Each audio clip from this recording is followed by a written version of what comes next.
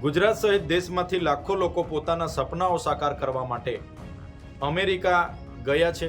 75 થી 1 કરોડનો ખર્ચો કરીને, દેવા કરીને, જમીનો વેચીને, વ્યાજે પૈસા લઈને કેટલાક લોકો ત્યાં રોજગાર, કામ ધંધા અર્થે જઈને સ્થાયી થયા છે। ત્યારે બીજી વખતના રાષ્ટ્રપતિ બનેલા ડોનાલ્ડ ટ્રમ્પ દ્વારા નિર્પોટેશનની કડક નીતિ અપનાવીને જે ભારતીય પર એમણે કડક વલણ અપનાવ્યું છે, ત્યારે પહેલી ખેપમાં 104 જેટલા ભારતીયોને લશ્કરી વિમાન 130 સીપ્લેન દ્વારા અમૃતસર લાવવામાં આવ્યા। એમાંથી 37 તો ગુજરાતી હતા, જેમની સઘન પૂછપરછ કરવામાં આવી। અમેરિકામાં ગેરકાયદેસર ઘૂસેલા 33 ગુજરાતીઓ સહિત 104 ભારતીયોને ડિપોર્ટ કરાતા અમેરિકન એરફોર્સના વિમાનમાં અમૃતસર લાવવામાં આવ્યા હતા, જેમાંથી 33 ગુજરાતીઓ 6 ફેબ્રુઆરીએ વહેલી સવારે અમદાવાદ એરપોર્ટ પહોંચ્યા હતા। ડિપોર્ટ થયેલા ગુજરાતીઓમાં 28 લોકો ઉત્તર ગુજરાતના, જ્યારે 4 લોકો મધ્ય ગુજરાતના અને 1 દક્ષિણ ગુજરાતનો છે। ત્યારે પોલીસ દ્વારા તેમના વાહનમાં જ આ લોકોને તેમના વતન લઈ જવામાં આવ્યા હતા। ત્યારે હવે આ સમગ્ર મામલે ચૈતર વસાવાએ પણ પ્રતિક્રિયા આપી છે। આ જ મુદ્દે વિસ્તારે વાત કરીએ આ વિડીયોમાં। નમસ્કાર, વાઇબ્સ ઓફ ઇન્ડિયા સાથે હું સુરભી। અમેરિકામાં નવી ચૂંટાયેલી ટ્રમ્પ સરકારે દેશમાં ગેરકાયદેસર રીતે વસાહત કરી રહેલા લોકો સામે કડક કાર્યવાહી શરૂ કરી દીધી છે, જેના અંતર્ગત અમેરિકામાં ગેરકાયદેસર રીતે ઘૂસીને રહેતા 104 ભારતીયોને તેમના વતન ડિપોર્ટ કરવામાં આવ્યા છે, તેમાં 33 ગુજરાતીઓ છે।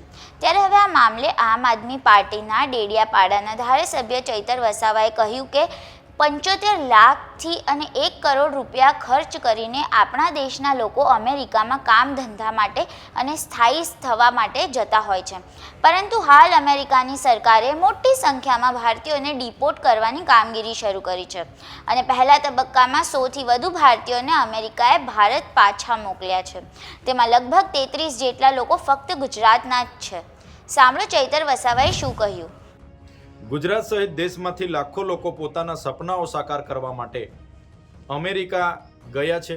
75 થી 1 કરોડનો ખર્ચો કરીને, દેવા કરીને, જમીનો વેચીને, વ્યાજે પૈસા લઈને કેટલાક લોકો ત્યાં રોજગાર, કામ ધંધા અર્થે જઈને સ્થાયી થયા છે।